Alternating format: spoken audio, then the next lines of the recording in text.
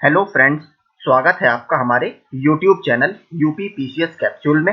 मेरा नाम है अभिषेक टंडयाल और आप सभी को पता है हम अपने इस चैनल के माध्यम से यूपी ट्रिपल एससी वन दरोगा की जो मुख्य परीक्षा के सिलेबस है उसके टॉपिक जितने भी है उसको एक एक कर कवर कर रहे हैं। इसमें हम अभी तक 11 टॉपिक कवर कर चुके हैं, तो अगर अभी तक आपने वो नहीं देखे हैं तो प्लीज आप उसको जाकर हमारे प्लेलिस्ट में देख लीजिए। इसके अलावा इससे संबंधित जो भी एमसीक्यू है, ऑब्जेक्टिव क्वेश्चंस हैं, वो लगातार मैं अपने टेलीग्राम ग्रुप में पोस्ट कर रहा हूं, तो वहां पर जाकर आप उनको अटेम्प्ट कर सकते हैं, जिससे आपकी तैयारी को आप अपना टेस्ट कर सकते हैं। तो प्लीज आप हमारा टेलीग्राम ग्रुप जरूर ज्वाइन कीजिए। इस वीडियोस जितने भी हमने वीडियोस बनाए हैं उसके सारे पीडीएफ भी हम फ्री में आपको प्रोवाइड करा रहे हैं, तो वो भी आप हमारे टेलीग्राम ग्रुप में फाइल्स में जाकर डाउनलोड कर सकते हैं। तो आज हम जो टॉपिक डिस्कस करेंगे वो हमारा 12वां टॉपिक है, अफॉरेस्टेशन, जिसको हम हिंदी में वनीकरण बोलते हैं। और इसके साथ कौन सा टॉपिक दिया है इन्होंने, एग्रो फॉरेस्ट्री या कृषि वानिकी, यानी जो कृषि वाला हमारा क्षेत्र है उसके साथ साथ आपको वन भी उगाने की जो प्रक्रिया है उसको कृषि वानिकी बोला जाता है। तो इसके बारे में पूरा डिस्कस करेंगे। अब फॉरेस्टेशन क्या है, वनीकरण क्या है, सरकार की क्या इसमें इनिशिएटिव है, इससे हमें क्या फायदा होगा, ठीक है, क्या हमारी इसमें बाधाएं हैं, उन सबको हम इसमें देखेंगे। क्या है नेशनल आपका अफॉरेस्टेशन प्लान भारत का, कृषि वानिकी से संबंधित जो भी टॉपिक जितने भी सरकार के इनिशिएटिव है उन सबको हम देखेंगे। ठीक है, तो चलिए शुरू करते हैं।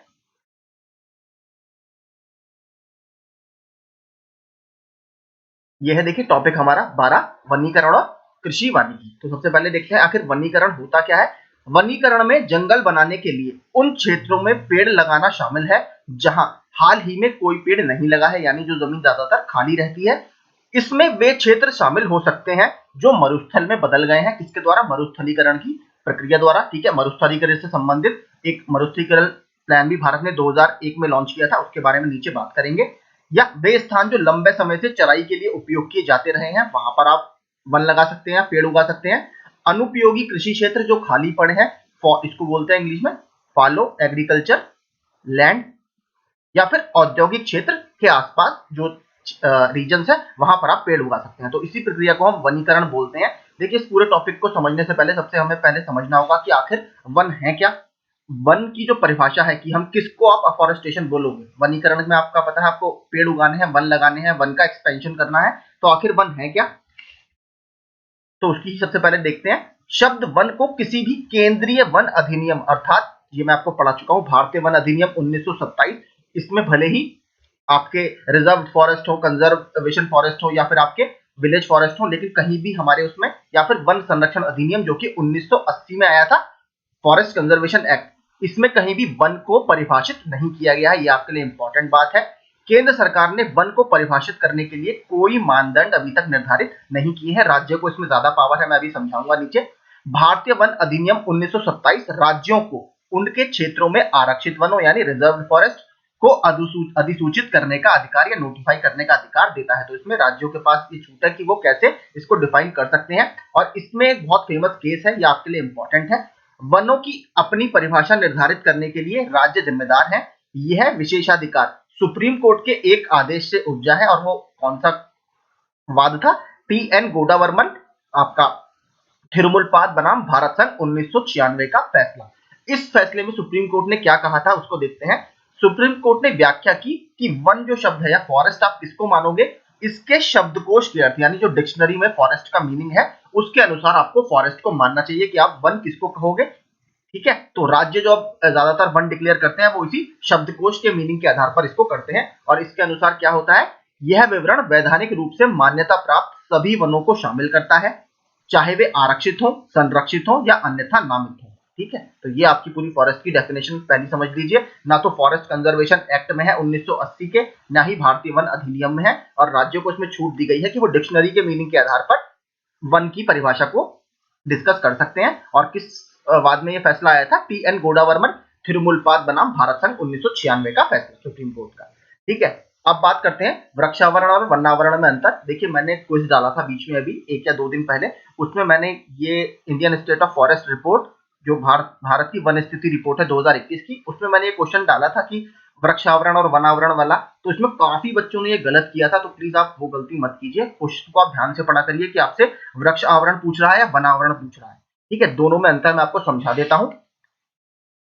वृक्ष आच्छादन भूमि के उस कुल क्षेत्र को संदर्भित करता है जो वृक्षों द्वारा आच्छादित है, भले ही ये वृक्ष वन पारिस्थितिकी तंत्र का हिस्सा हो या ना हो, या तो फॉरेस्ट इकोसिस्टम का चाहे ये हिस्सा हो या ना हो, लेकिन अगर वो किसी एरिया में है तो उसको हम वृक्षावरण बोलेंगे।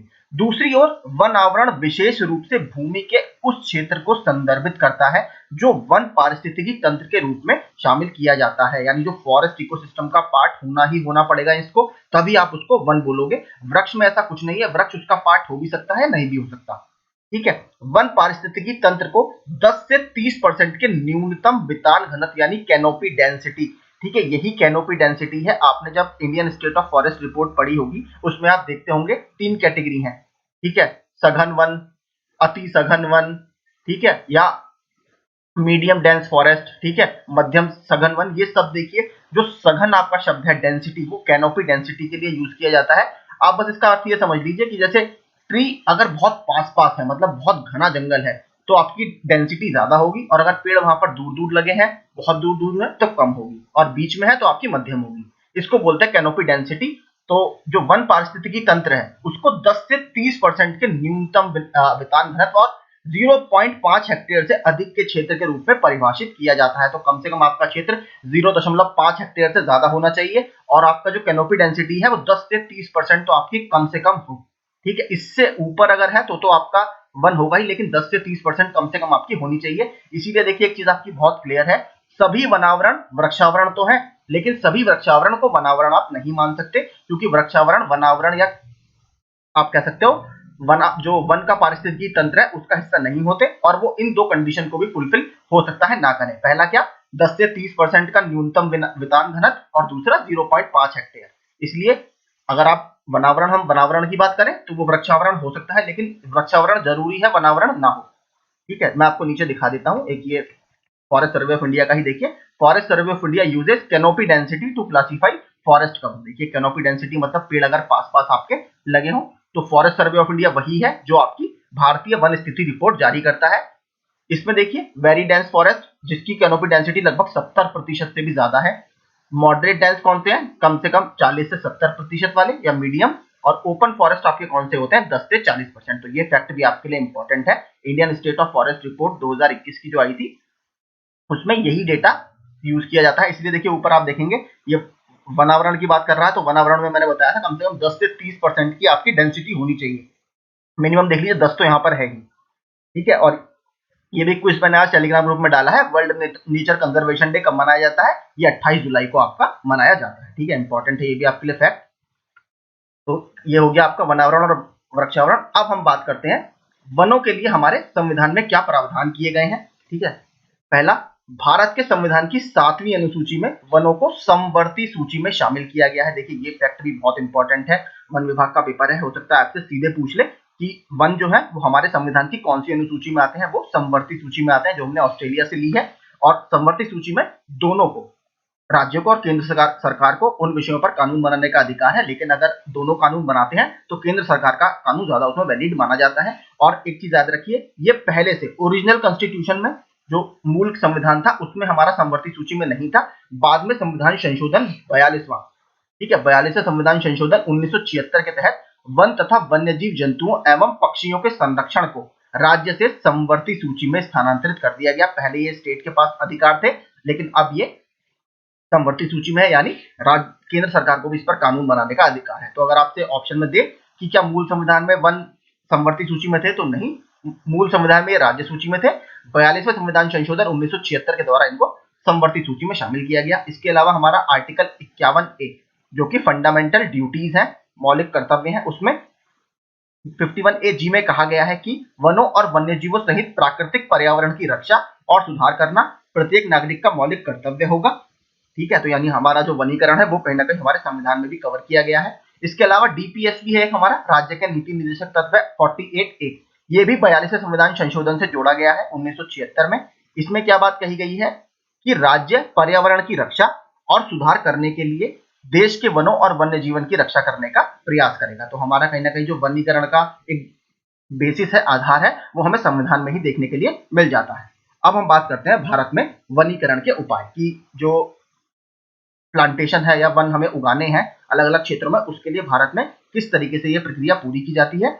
वनों के संरक्षण और विकास में मुख्य रूप से 3 रणनीतियां शामिल की जाती हैं, 3 तरीके से ये प्रक्रिया की जाती है। पहला, प्राकृतिक कृत्रिम पुनर्जनन के माध्यम से वनीकरण, यानी आप जो पेड़ लेके जाएं और पेड़ उस क्षेत्र में बोने शुरू कर दें जहां पर पेड़ अभी तक नहीं उगाए हैं। ऐसी भूमि जो मैंने आपको ऊपर बता दी, या तो मरुस्थलीकरण के माध्यम से खराब हो गई हो, औद्योगिक क्षेत्र हो सकता है या खाली कृषि क्षेत्र हो सकते हैं, वहां पर आप ये उगा सकते हो। दूसरा, संरक्षण यानी कंजर्वेशन, यानी जो ऑलरेडी फॉरेस्ट आपके उगे हुए हैं उसको कंजर्व करना, ठीक है।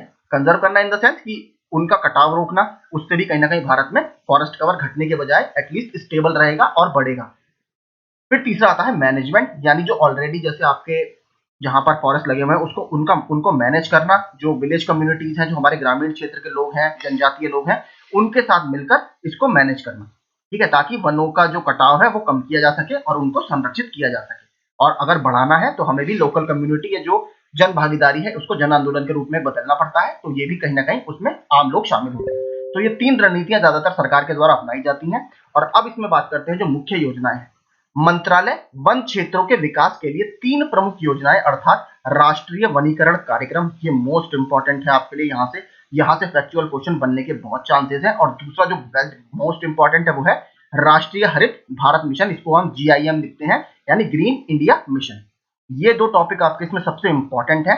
और तीसरा जो है वो है वन अग्नि रोकथाम और प्रबंधन योजना, ठीक है, यानी FFPM, इसको लागू किया जाता है। तो 3 देखिए मंत्रालय के द्वारा ये 3 स्कीम सबसे ज्यादा इंपॉर्टेंट है। और इसमें भी देखिए नेशनल एग्री जो आपका एफॉरेस्टेशन मिशन है NAP, और ग्रीन इंडिया मिशन यानी राष्ट्रीय हरित भारत मिशन, ये 2 बहुत इंपॉर्टेंट है। इसके बारे में पूरा नीचे से मैंने दोनों डिटेल में हम बात करेंगे। पहले थोड़ा सा इसके बारे में एक लाइन में देख लेते हैं। अवक्रमित वन भूमि के वन रोपण के लिए NAP क्रियान्वित की जा रही है, यानी नेशनल अफॉरेस्टेशन प्रोग्राम। GIM यानी ग्रीन इंडिया मिशन का लक्ष्य वन की गुणवत्ता में सुधार करना और वन आवरण में वृद्धि के अलावा लैंडस्केप आधार पर क्रॉस सेक्टरल गतिविधियां करना है। इसके अलावा FFPM जंगल की आग की रोकथाम और प्रबंधन उपायों का ख्याल रखता है। आपने देखा होगा पिछले साल सिमलीपाल टाइगर रिजर्व जो है उड़ीसा का, वहां पर जहाँ पे दावानल की घटनाएं बहुत ज्यादा आ रही थी या वनाग्नि की घटनाएं बहुत आ रही थी। उत्तराखंड में भी काफी समय तक बहुत सारे वनों का ह्रास इससे हो गया था, क्योंकि जंगल की आग वगैरह बहुत तेजी से फैलती है। तो उससे भी कहीं ना कहीं हमारे वनों का जो एक तरह से संख्या में कमी आती है, तो उसको रोकने के लिए भी ये स्कीम सरकार के द्वारा चलाई जा रही है। अब हम बात करेंगे जो सबसे इंपॉर्टेंट आपका टॉपिक है इसमें, राष्ट्रीय वनीकरण कार्यक्रम, ठीक है। ये सबसे पहले आपसे जो पूछ सकता है, देखिए राष्ट्रीय वनीकरण कार्यक्रम, ये आपसे सीधे सन में पूछ सकता है कि किस सन में लॉन्च किया गया। तो ये सन 2000 में भारत सरकार द्वारा लॉन्च किया गया राष्ट्रीय वनीकरण कार्यक्रम। अब इसका जो लक्ष्य था वो क्या है, 3 इसके बेसिकली लक्ष्य हैं। मैंने पॉइंट वाइज सारा बनाया जिससे आपके रिवीजन में आपको आसानी हो। पूरा पढ़ने का देखिए कोई मतलब नहीं होता। पहला, वन संसाधनों का सतत विकास और प्रबंधन यानी सस्टेनेबल डेवलपमेंट और मैनेजमेंट। बिगड़े हुए वनों की पारिस्थितिकी बहाली यानी उसका इकोलॉजिकल, इंग्लिश में इसको बोलते हैं इकोलॉजिकल रेस्टोरेशन, ठीक है। और तीसरा है वन सीमांत समुदायों की आजीविका में सुधार करना। देखिए आपको पता है जो जनजातीय लोग होते हैं वो वन से जो मिलने वाले उत्पाद हैं, चाहे वो बांस हो, ठीक है, शहद हो, तेंदू की पत्तियां हो या ताड़ की पत्तियां हो, जो भी हो, उससे अपनी आजीविका चलाते हैं, क्योंकि वहां पर बहुत ज्यादा डेवलपमेंट प्रोसेस नहीं होते। तो उनके समुदायों को कैसे हम वनों का मैनेजमेंट कुछ इस प्रकार से करें कि उनकी आजीविका में सुधार हो, तो इसका भी ख्याल राष्ट्रीय वनीकरण कार्यक्रम में रखा गया है। अब बात करते हैं इसके उद्देश्य या ऑब्जेक्टिव की। इसका ऑब्जेक्टिव क्या है, राष्ट्रीय वनीकरण कार्यक्रम NAP योजना का समग्र उद्देश्य बिगड़े हुए वनों की पारिस्थितिकी बहाली और लोगों की भागीदारी के साथ वन संसाधनों का विकास करना है, यानी जन आंदोलन के साथ आपका फॉरेस्ट रिसोर्सेज जो है, ठीक है, क्योंकि देखिए पूरा देश लगभग फॉरेस्ट हमें बहुत सारी सर्विसेज प्रोवाइड करते हैं। आपको पता है कार्बन डाइऑक्साइड का अवशोषण करते हैं, हमें लकड़ी प्रोवाइड कराते हैं, ठीक है, जिससे बिल्डिंग मटेरियल वगैरह बनते हैं, और बहुत सारे हमें जो जनजातीय लोग हैं उनको भी रोजगार के अवसर ये प्रदान कराते हैं। तो इसलिए लोगों की भागीदारी इसमें काफी इंपॉर्टेंट है। अब बात करते हैं इसका कार्यान्वयन कैसे किया जाता है, किस तरीके से इसको एग्जीक्यूट किया जाता है प्रोग्राम को। तो त्रिस्तरीय संस्थागत व्यवस्था द्वारा या 3 स्टेज में इसमें इंस्टीट्यूशनल इसका मैकेनिज्म है, 3 स्टेज का। उसमें हम देखते हैं पहला क्या है, राज्य स्तर पर राज्य विकास वन एजेंसी यानी स्टेट फॉरेस्ट डेवलपमेंट एजेंसी। फिर आपका वन विभाग के स्तर पर वन विकास एजेंसी यानी फॉरेस्ट डेवलपमेंट एजेंसी, और ग्रामीण स्तर पर आपका संयुक्त वन प्रबंधन समितियां यानी जॉइंट फॉरेस्ट मैनेजमेंट कमेटी। ये 3 स्तर इसके होते हैं जिसके आधार तहत इसको क्रियान्वित किया जाता है। अब बात करते हैं इसके अवयव यानी इसके कंपोनेंट क्या क्या है, ठीक है, कि इसमें किन किन स्टेप के तहत या किस किस तरीके से आप वनावरण को बढ़ाते हो। योजना के प्रमुख घटकों में शामिल है सबसे पहले 7 वृक्षारोपण मॉडल के तहत वनीकरण। इसमें देखिए कई सारे वृक्षारोपण के प्लांटेशन के मॉडल्स हैं, ठीक है, जो टोटल 7 है। उसके तहत आपके वनीकरण या अफॉरेस्टेशन करना, पिछले वर्षों के वृक्षारोपण और सहायक गतिविधियों जैसे मिट्टी और नमी संरक्षण गतिविधियों यानी सॉइल एंड मॉइस्चर कंजर्वेशन का रख रखाव, जो टॉपिक मैंने आपको कल पढ़ा दिया था, ठीक है, सॉइल एंड मॉइस्चर कंजर्वेशन, वो आप पूरा जाकर मेरी प्लेलिस्ट में देख सकते हैं। तो इसका भी इसमें एक कंपोनेंट ये है। तीसरा बाड़ लगाना तथा ओवरहेड्स। चौथा आपका सूक्ष्म योजना यानी माइक्रो प्लानिंग, यानी बिल्कुल जमीनी स्तर तक जाकर इसकी प्लानिंग करना ताकि आपकी फुल प्रूफ आपकी योजना बन पाए और जो वृक्षों का कटाव है वो बिल्कुल ना हो पाए। इसके अलावा जागरूकता फैलाना यानी अवेयरनेस, मैं आपको ये बता चुका हूं कि जन भागीदारी इसमें बहुत जरूरी है, क्योंकि उनके बिना इतने बड़े स्तर पर कोई प्रोग्राम सक्सेसफुल बनाना एकदम असंभव हो जाता है सरकार के लिए। इसीलिए जन भागीदारी या जन आंदोलन आपने बार बार न्यूज में सुना होगा। इसके अलावा प्रवेश बिंदु क्रियाएं या इसको बोलते हैं एंट्री पॉइंट एक्टिविटीज, ईपीए, यानी एंट्री पॉइंट एक्टिविटीज, ठीक है। ये 7 पूरे इसमें घटक शामिल होते हैं, तो इनको आप जरूर याद कर लीजिए, ठीक है, पूरे। ये हमारा हो जाता है राष्ट्रीय वनीकरण आपका कार्यक्रम। और इसमें देखिए अनुदान यानी जो उसमें फाइनेंशियल एलोकेशन है वो किस किस तरीके से होता है।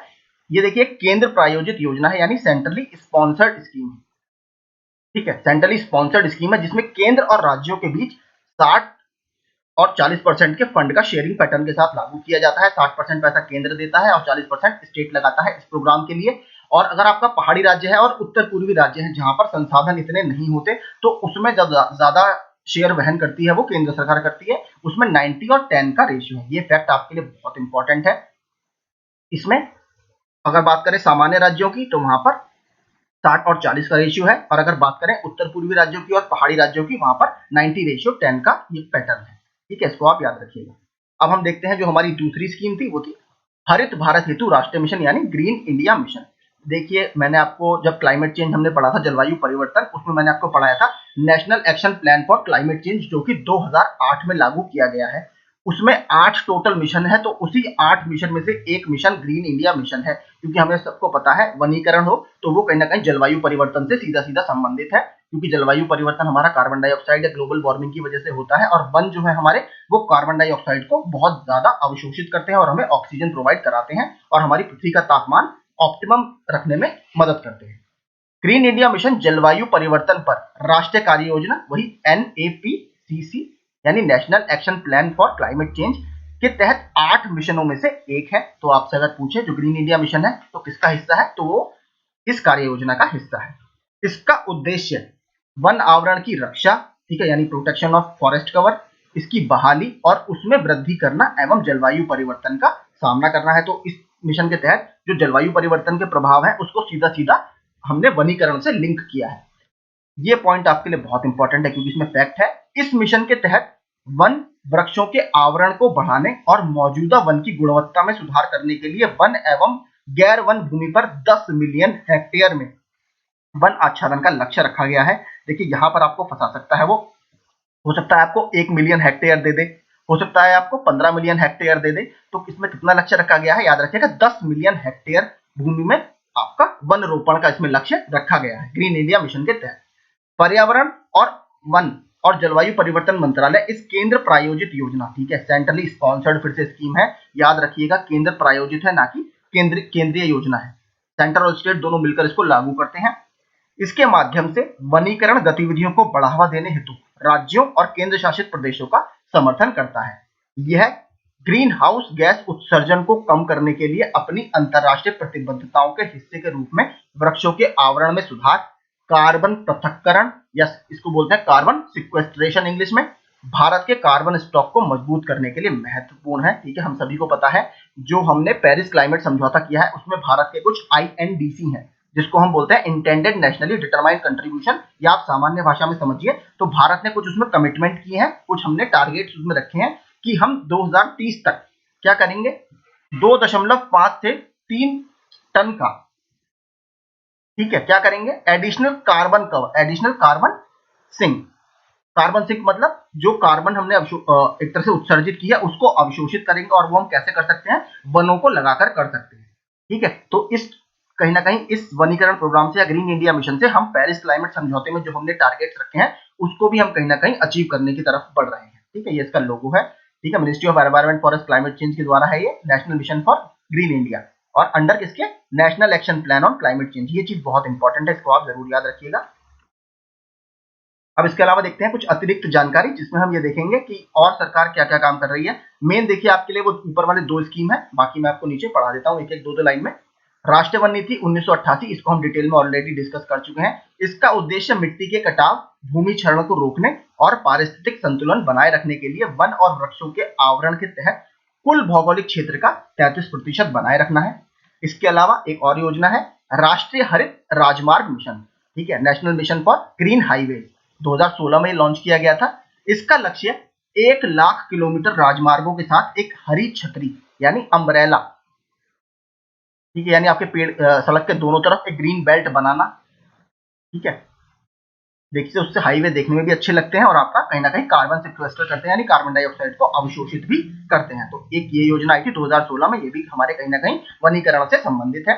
फिर उसके अलावा नगर वन उद्यान योजना। ठीक है, शहरों में आप वनीकरण कैसे बढ़ा सकते हो। देखिए शहरों में जगह तो होती नहीं है, लेकिन जो भी आपके पास अवेलेबल ऑप्शंस हैं उसका कैसे आप बेटर यूटिलाइजेशन कर पाओ, ताकि जो शहर है वहां पर भी आप जो फॉरेस्ट कवर है उसको बढ़ा पाओ। जैसे आप दिल्ली वगैरह में जाएंगे, वहां पर जो आपका साउथ दिल्ली है या फिर लुटियंस दिल्ली है, वहां पर बहुत अच्छे अच्छे आपको पेड़ देखने के लिए मिलेंगे और फॉरेस्ट कवर वहां पर काफी अच्छा है। इसका उद्देश्य नगर परिषद के साथ प्रत्येक शहर में नगर वन बनाना है। ठीक है, और ये 2015 में लाया गया था। इसके अलावा देखिए कैंपा, एक ये बहुत इंपॉर्टेंट फंड है, कैंपा फंड 2016 में इसकी स्थापना की गई थी। ठीक है, इसको हिंदी में बोला जाता है क्षतिपूरक वनीकरण कोष प्रबंधन और योजना प्राधिकरण, इंग्लिश में इसको बोलते हैं compensatory afforestation management and planning authority.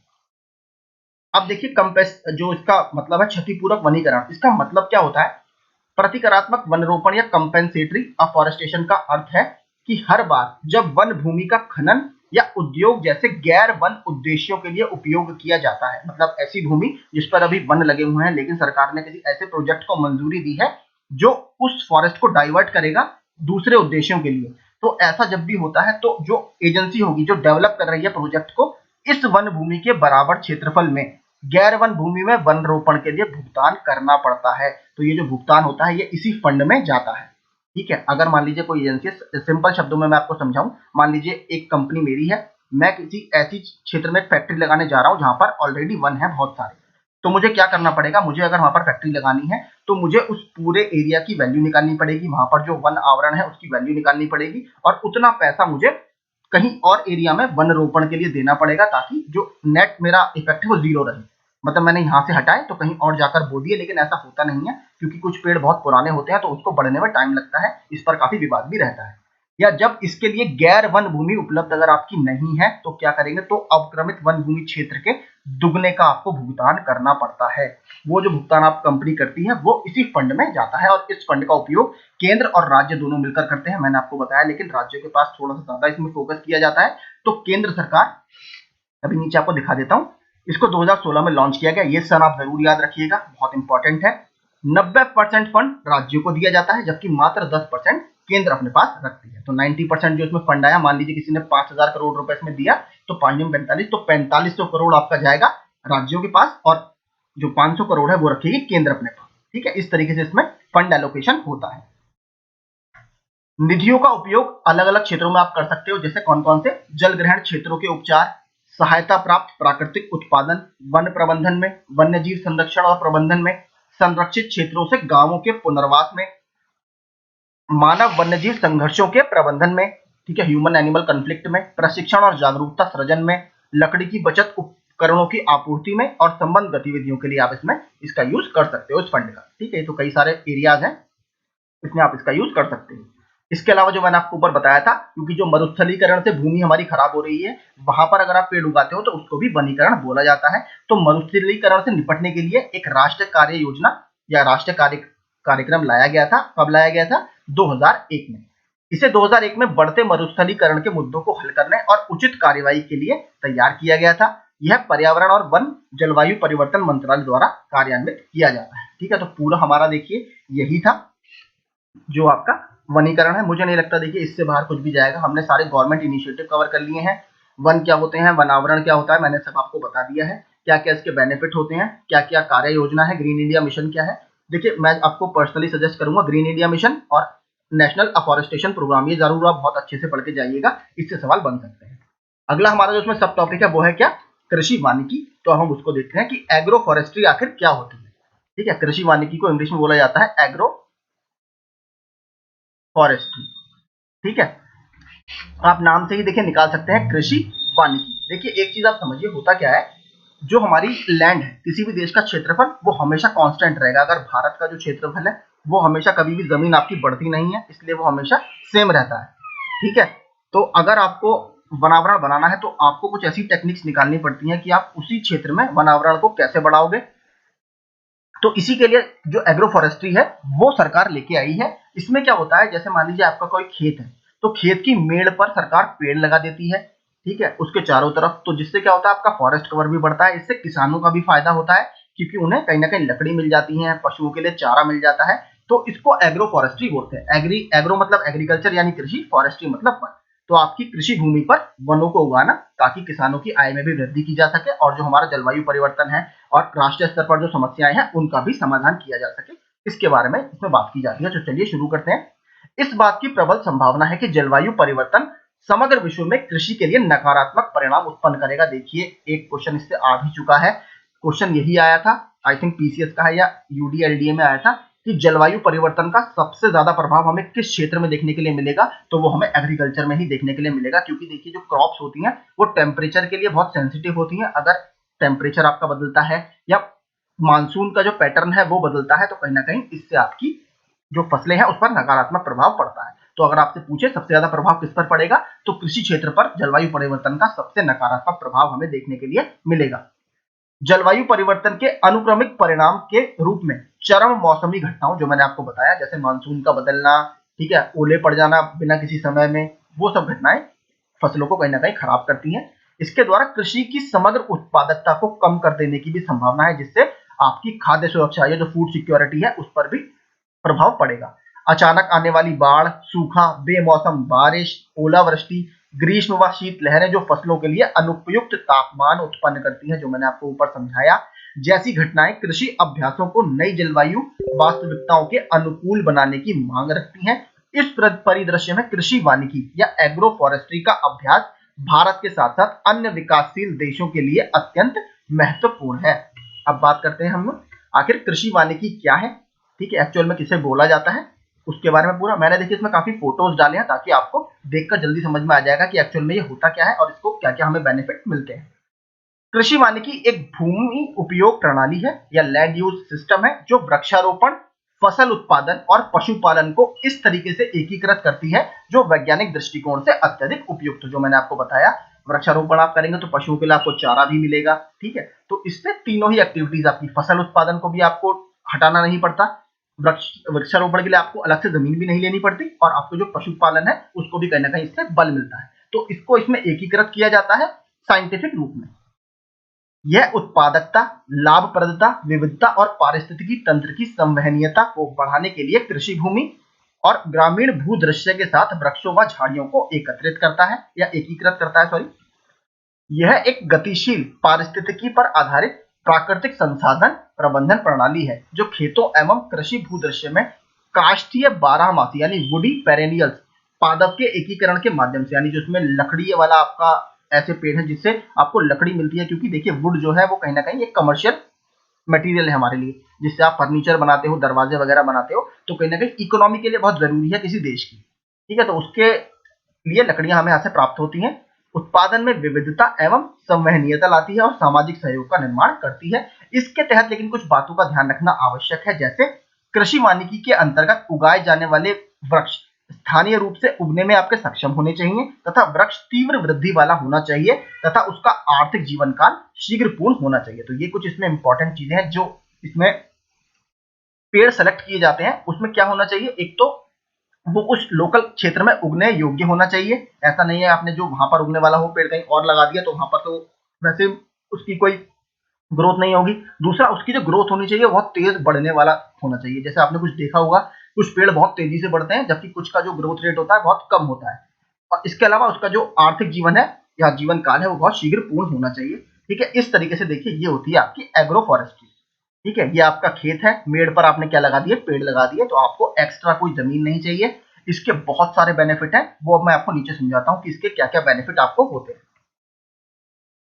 ठीक है, देखिए सबसे पहले तो अगर हम देखें, the farmer gets the milk, fruit and other food from the farm. तो देखिए सबसे पहले जो खेती कर रहा है किसान, उसको तो इसमें बेनिफिट सीधे सीधे होता है क्योंकि उसको अपनी जमीन को हटाना नहीं पड़ता इस चीज के लिए। तो उसको क्या मिलता है, मिल्क मिलता है, क्योंकि आप पशुपालन भी इसके साथ साथ करते हो। दूसरा, tree provide firewood, timber and sometimes have medicinal properties, यानी आप यहाँ पर कुछ ऐसे पेड़ लगा सकते हो जो आपको ईंधन के लिए लकड़ी देते हैं।